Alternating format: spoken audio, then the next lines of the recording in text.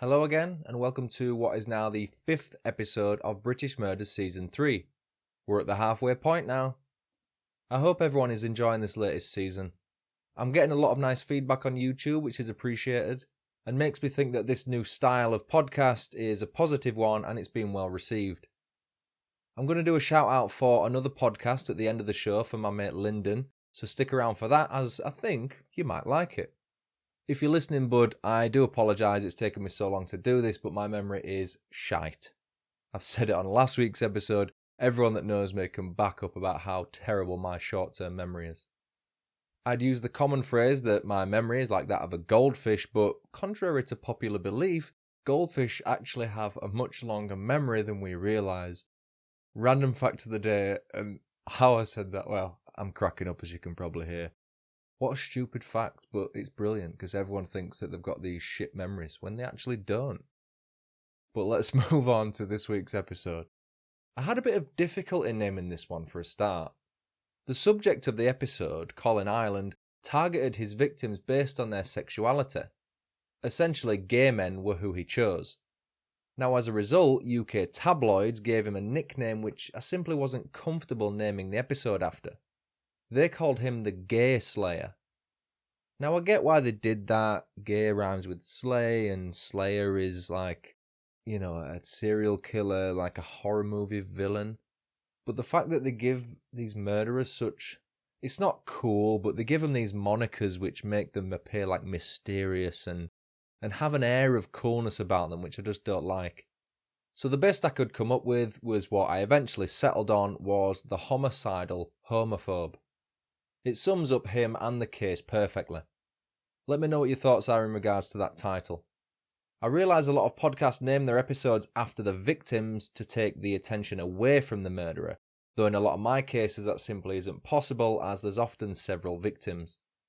I just wanted to clear that up as it's been bugging me for a while now. Colin Ireland was born in the town of Dartford, which is located within the borough of Dartford, which itself is located in the southeastern county of Kent. As always, let's take a look at some random history and facts relating to the area where Colin was born. Now, the actual events of this story don't take place in Dartford, or in Kent for that matter. They take place in London. But let's focus on the borough of Dartford and Kent regardless. The most interesting bit of history, to me anyway, was that in the mid-1930s, an amateur archaeologist named Alvin T. Marston found two separate fossilised skull fragments. They were human skull fragments. Found in the town of Swanscombe,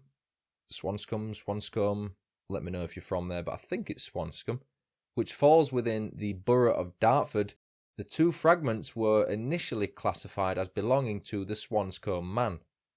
Dated to roughly 300,000 years ago, the fragments are some of the oldest fossilised human remains ever found.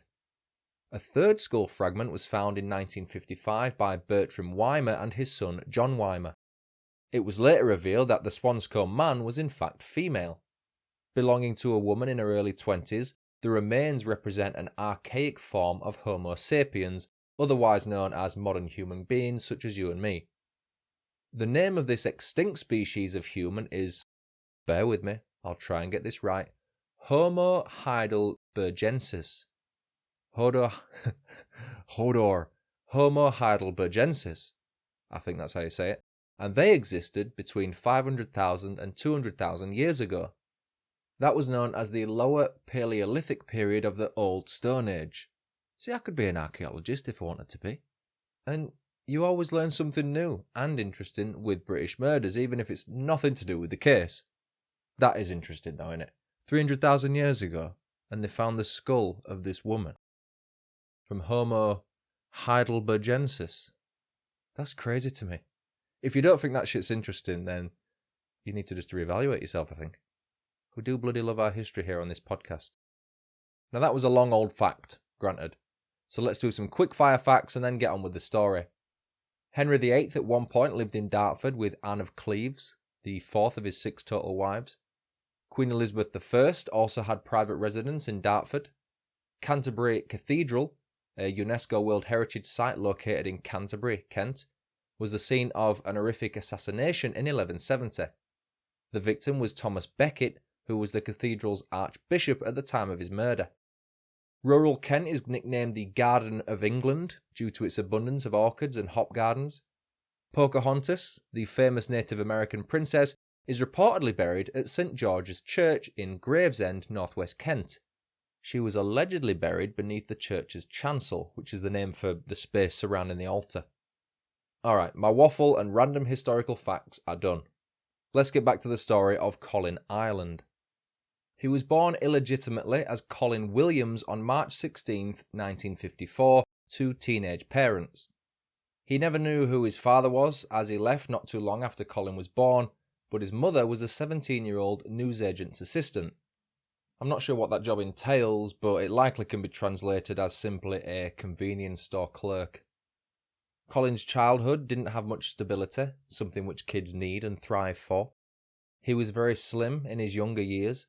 Some have described him as lanky, which is just a bit of a nastier way of saying skinny. It always makes me think of the term lanky streak of piss. I'm not sure if that's an exclusively British term, but it's rather insulting. Colin and his mother moved house regularly. They would often move back to his mum's parents' house, then move back out when she got a new partner. Eventually, Colin's mum met a man whom she married, and Colin's surname was changed from Williams to Ireland, his stepfather's surname. Colin was regularly bullied at school by his fellow pupils, and was also on the receiving end of corporal punishment from his teachers. Corporal punishment in school was completely legal in the UK until 1986 and was typically served in the form of being struck with a rattan cane. Another key thing to mention with regards to Colin's childhood is that he claims to have been approached by 4 different men on separate occasions with the intention of getting Colin to have sex with them. None of the approaches actually led to anything, but it's frightening to think that this sort of stuff actually does happen to kids all over the world. According to Colin, the first incident involved a man saying he would give him a necklace to give to his mum if Colin performed a sex act on him. The second time, which happened when Colin was only 12, happened in a public toilet. The man apparently stood on the toilet seat and peered over the cubicle whilst he was doing his business. The third incident happened when Colin was watching a film at the cinema. This time it was someone he knew, his optician. He also asked Colin to perform a sex act on him. The fourth and final approach of Colin's youth came from a man working in a charity shop. Again, he made inappropriate advances towards Colin. Whether these instances were true or not, we'll never know.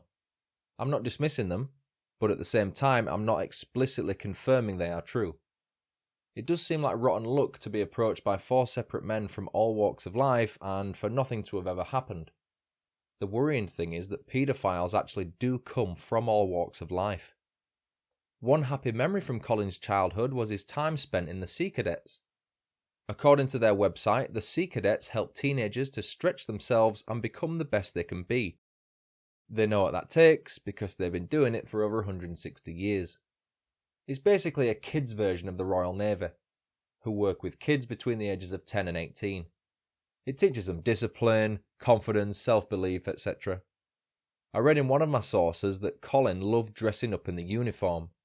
It did make me think of Rodney Trotter and his uniform obsession, I must admit.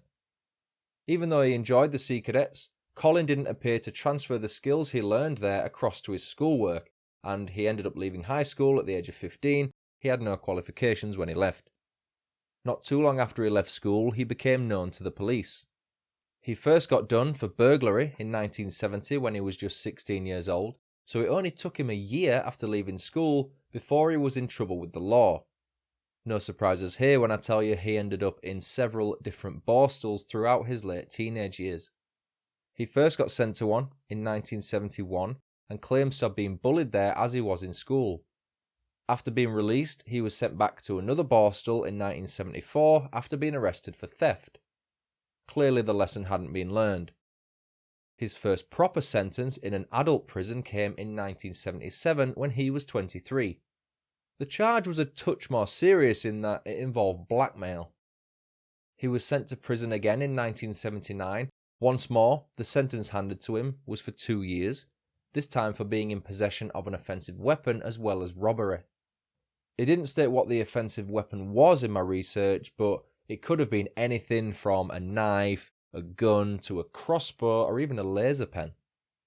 He'd robbed a cinema and tied up the manager in the process. Colin always described everything apart from the cinema job as petty crimes. Stuff like shoplifting, driving whilst banned, little things like that. He wasn't exactly El Chapo, let's put it that way. Even so, it seems to me that his crimes did appear to be escalating. Tying someone up and robbing the premises is a pretty serious offence if you think about it. As he grew older, he took his love of the outdoors to the next level as he became obsessed with what is known as survivalism. This is the stuff that people like Ray Mears and Bear Grylls promote. How to survive in the wilderness, how to hunt and make fires, that kind of stuff. He even turned into a full kit wanker and started dressing from head to toe in camouflage gear. It must have been weird for everyone else to just see a floating head flying past them. Colin was also far from the lanky streaker piss he used to be as a child. He was 6 feet tall, around 15 stone, with closely cropped hair. A rather imposing figure. According to some of his former colleagues, he used to bang on about how he would camp out in the woods and watch the birds so he knew which berries were edible. He would also explain in great detail about how to capture, kill and cook a snake. Now, I wasn't sure how many snakes we had in the UK wilderness, so I did a little bit of digging. According to the wildlife trusts, there's 3 species of snake native to the UK. They are the grass snake, or Vipera berus, the adder, Natrix helvetica, and the smooth snake, or Coronella austriaca. If I'm saying that right, who knows? Now, I was surprised to not see the trouser snake on that list, which is otherwise known as Longus pipus, or as Michael Palin once said, Bigus dickus. It's likely that Colin, if he ever even did catch and eat a snake, was referring to either the grass snake or the adder, as the smooth snake is very rare and confined to sandy heaths in Dorset, Hampshire and Surrey. The funniest part of this whole survivalist thing, aside from my trouser snake joke, is that Colin's colleagues said he regularly ate takeaways. To me, I reckon he just read a couple of magazines, went camping once and fancied himself as a man of the land. But we're now getting to the more sinister portion of this story. As well as boasting about how to kill and eat defenceless reptiles, Colin also bragged about strangling and torturing cats. Why is it always cats? It's common for serial killers to torture and kill animals, but on almost every occasion, it's cats. Maybe it's just because they're pussies. Colin had 2 wives prior to committing the crimes which led to his final arrest. He met his first wife when he was 27 and working as a restaurant chef. Virginia Zammit, known affectionately as Ginny, was a 36-year-old with tetraplegia or quadriplegia. That means she's unable to move or feel all 4 of her limbs. Ginny was hit by a car when she was 24 and broke her neck in 2 places. She eventually had tendon transplants in both of her arms, which enabled her to not only move both arms, but to type and play the piano, albeit only using 1 finger on each hand. She became a disabled sports person who held British records in the Paralympics for swimming, discus throwing and club throwing. Ginny met Colin at a survivalism lecture and the pair soon became an item. They were married for nearly 5 years, but Colin later admitted that he had an affair with another woman throughout his marriage to Ginny. He said he used to hide Ginny's wheelchair while she slept, so that, if she by chance woke up, she wouldn't be able to catch him in the act in the other room. That's absolutely disgusting, isn't it? What a sicko. Ginny said that Colin was great with her young daughter, and even once saved a young boy from drowning in a quarry, but that he still had a dark side to his personality. He would mention having both a good force and an evil force within himself. I'd make a Star Wars reference here, but I've never seen any of them. Despite feeling an evil force at times, Colin never sought help from a professional. He even once threatened to kill Ginny before they eventually separated. Colin's second wife, Janet, was also considerably older than him. He was 35 and she was 42. Janet was a pub landlady in the southwestern county of Devon, and Colin helped her run the pub. For reasons which will become clear, the marriage didn't last very long. The couple separated within a year of taking their respective marriage vows. Prior to their separation, the couple once went to a fancy dress party on New Year's Eve. Colin decided to dress as a Nazi. He also went on to tell Janet that he hated gay men, though he wasn't sure why that was.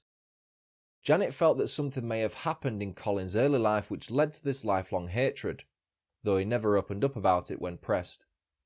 Maybe it was the four men he says approached him. Perhaps he was sexually assaulted as a child and we just don't know about it. Either way, something must have triggered this intense dislike of gay men. Job-wise, Colin couldn't hold one down to save his life. He worked as a doorman at nightclubs and volunteered as a fireman, before finally finding his true calling as a night shelter worker in Southend. He bloody loved that job, and he was a popular member of the team. Having said that, his former boss Richard Higgs said that several unfounded allegations were made against Colin by certain members of staff. The allegations and pressure he was receiving in relation to them forced him to resign. He was devastated. An old friend of Colin's believes that incident led to him committing the horrendous crimes I'm about to get into. There's other points to consider with regards to his motive, but I'll come back to those once I've gone over the chain of events that led to him becoming a serial killer. Our timeline starts on March 8, 1993. Colin was sat drinking in the Collier pub, which used to be a well-known gay pub in Kensington, West London, prior to it being rebranded as a gastropub in 2008. It's now known as the Pembroke. So why was Colin, someone who hated gay people, chilling in this particular pub? The simple answer is he was scouting for victims. After scouting the pub for a while, he eventually locked eyes with 45-year-old Peter Walker, who was a theatre director living in Battersea, southwest London. The two got chatting, and Peter told Colin how he was working on a West End play called City of Angels. Things moved rather quickly, and Peter left the pub with Colin in a taxi. They soon arrived back at Peter's flat. It's logical that Colin had pretended to be gay up until this point, as otherwise Peter surely wouldn't have invited him back to his place. Peter had 2 dogs, and made sure to lock them away in the living room so as not to be disturbed by them whilst Colin and him did their thing in the bedroom.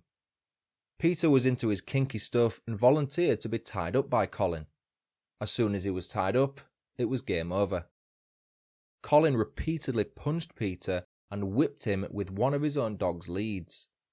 After a brief stint of S&M torture, Colin placed a plastic bag over Peter's head and suffocated him. Rather than leaving right away, Colin hung around in the flat for a while and even watched some TV. He felt that if he left right away, he had more chance of being spotted, so he would wait until a less sociable hour to leave. Before he did, he had a rifle through Peter's letters and discovered that he was HIV positive. Upon discovering this, Colin decided to add insult to injury by burning Peter's pubic hair, shoving condoms into his mouth and one of his nostrils, and childishly arranging 2 of Peter's teddies into the 69 sex position. After a couple of days, Colin rang UK safeguarding charity Samaritans to explain that there were 2 dogs left alone in Peter's flat. He also made an anonymous phone call to UK newspaper The Sun and said the following: "It was my New Year's resolution to kill a homosexual. He was homosexual and into kinky sex. You like that sort of stuff, don't you?" Making anonymous phone calls to both Samaritans and The Sun would become regular occurrences after each of Colin's subsequent murders. A couple of months went by before Colin killed again, but this time he really picked up the pace. On May 30th, 1993, Colin was once again in the Collier pub and met another gay man named Christopher Dunn. He was a 37-year-old librarian who worked at Harlesden Library, northwest London, though he lived in the neighbouring area of Willesden, roughly a mile north of Harlesden. As with Peter Walker, Christopher told Colin that he was a fan of S&M and enjoyed being dominated by his partners. After taking Colin back to his flat, the pair watched an S&M porn video together. Soon after, Colin tied Christopher up and demanded he reveal his bank card's personal identification number or PIN. After being told what the number was, Colin tortured Christopher by setting fire to his genitals. He explained that he did this in order to ensure that Christopher hadn't lied and had in fact given him the correct PIN. After torturing him some more, Colin killed Christopher by strangling him with a piece of cord. Colin then proceeded to leave the flat in Christopher's car and visited an ATM to withdraw £200 from his bank account. 5 days later, on June 4th, 1993, Colin struck again. The same chain of events happened. He met a man in the Colhern pub who was into S&M, and he was invited back to his flat. The man in question this time was 35-year-old businessman Perry Bradley III, who was a US citizen and son of Texas Democratic Party fundraiser Perry Bradley Jr. What's interesting about Perry is that he wasn't known to be gay, though it may be that he just hadn't come out yet to his friends and family. Perhaps his father's political agenda prevented him from coming out comfortably. Perry allowed Colin to tie him up, but this time Colin used a noose as opposed to a plastic bag or a piece of cord. He demanded Perry's PIN as well as £100 in cash. I assume he knew Perry had the money lying around or knew he had some money to his name. Once Colin had acquired Perry's PIN and the cash, he tightened the noose and Perry was killed. On this occasion, he hung around in the flat listening to the radio whilst he waited for a more unsociable hour in which to leave. Another 5 days passed before Colin killed again. June 9th, 1993 was when the murder of 33-year-old care worker Andrew Collier occurred in his flat in Dalston, East London. After tying Andrew up and going through his belongings, Colin discovered that, like Peter Walker, Andrew was HIV positive. Upon discovering this, Colin decided to humiliate Andrew. He later said, "I wanted him to have no dignity in death." He firstly tortured Andrew by setting fire to various parts of his body, including his genitals. He then killed Andrew with a noose, as he had with Perry. He then reverted back to his old hobby and killed Andrew's cat, Millie. Colin later told the Sun newspaper, "I pissed myself when I read I was an animal lover. I thought I would give you lot something to think about, so I killed the cat." The humiliation Colin was referring to came in the form of shoving Andrew's penis into Millie's mouth and then placing a condom on the cat's tail. The random placement of condoms on his victims was Colin's attempt at having his own calling card or signature. Perhaps in the heat of the moment, Colin inadvertently made his first mistake. He wasn't as thorough with his crime scene cleanup as he had been previously. Usually, he would wipe down every single surface and even use a different pair of gloves to commit each murder. On this occasion, one of his fingerprints was left at the crime scene after he left. It's worth noting too that before he did leave, he stole £70 in cash from Andrew's flat. He made another anonymous call at this point, but not to Samaritans or the Sun. He called the police. He rang them up, still opting to remain anonymous, and said, "If you don't stop me, I will do one a week. It started as an exercise to see if it could be done, and I could get away with it." He also said that he felt as if he was on a roller coaster at this point and was continually accelerating. Colin killed his fifth and final victim on June 15th, 1993, 6 days after killing Andrew Collier. 41-year-old Emmanuel Spiteri was a chef from Malta who had been living in the UK for over 20 years.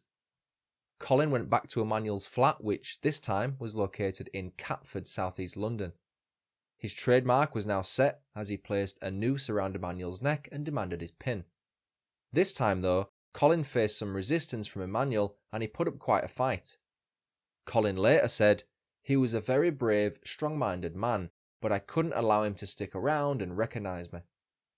He killed Emmanuel by tightening the noose after regaining control of the situation. After this, he called the police again to explain how he had killed a fifth man. Once more, he remained anonymous.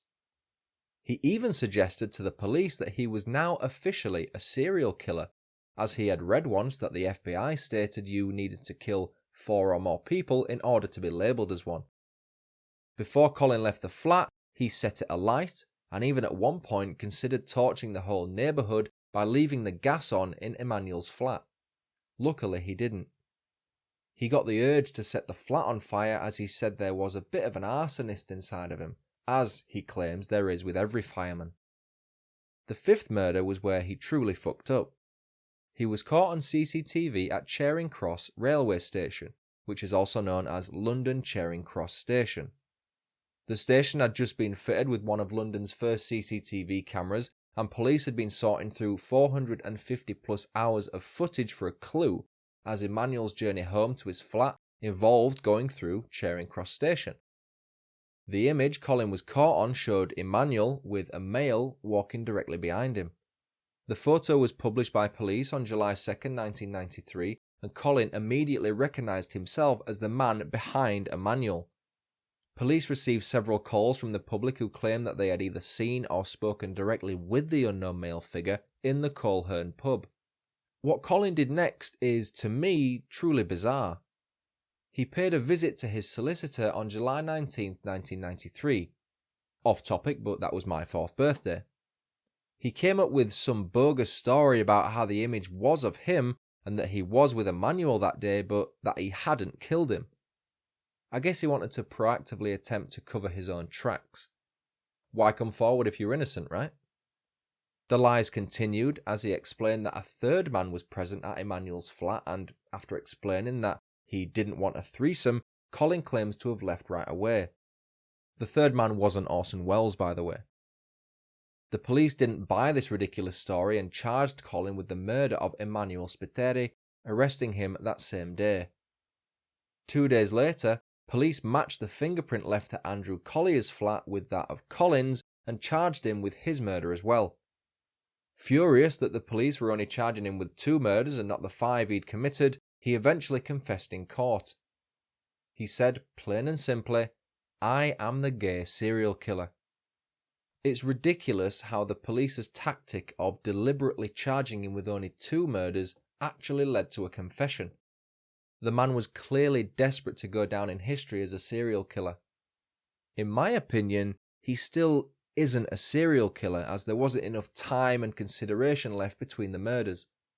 To me, Colin Ireland was technically a spree killer. After pleading guilty at the Old Bailey on December 20th, 1993, Colin Ireland was handed 5 life sentences by Mr. Justice Sachs. Judge Sachs said in his closing statement, "To take 1 life is an outrage. To take 5 is carnage. You express the desire to be regarded as a serial killer. That must be matched by your detention for life." He was subsequently added to the list of prisoners serving out a whole life tariff, which meant that he would never be released from prison. Colin was open and honest at the Old Bailey and gave a detailed insight into how he planned and carried out the murders. The cord he used to tie up each victim was of such a common type that police would have had a ridiculously hard time tracing it back to him. He also used handcuffs which he bought at different shops to make his victims' escape even less likely. Colin would make sure his pockets were empty before visiting the men's flats so as not to leave any personal items at any of the crime scenes.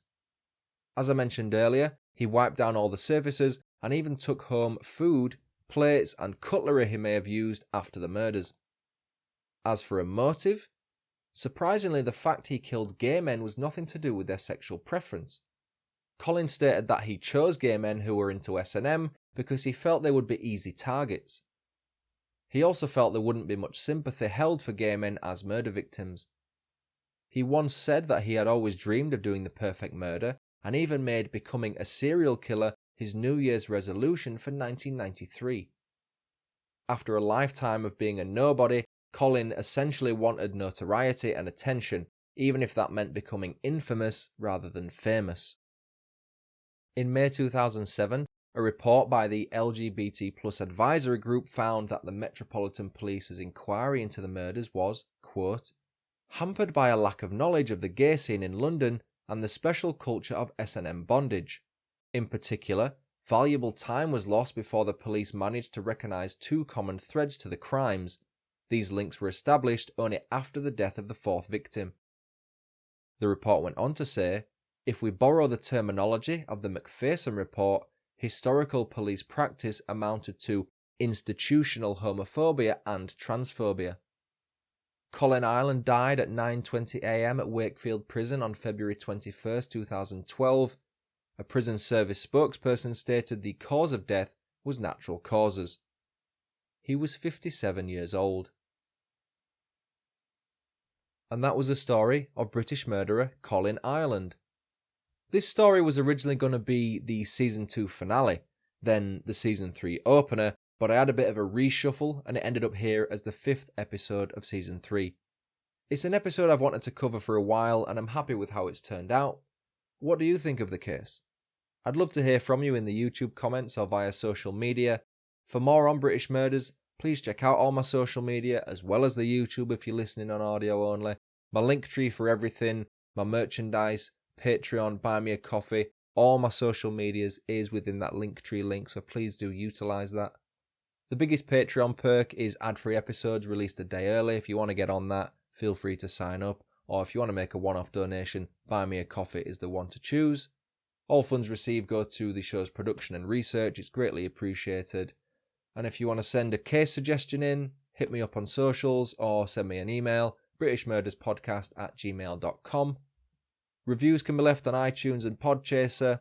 Greatly appreciated. Increase the show's exposure massively, so please keep those coming in. Thanks to everyone who's left one so far. And before I sign off, I did mention at the start of the episode, but here's a bit more information about the podcast, which is sort of my mate Lyndon's. It's called Murder at Bedtime with Lyndon.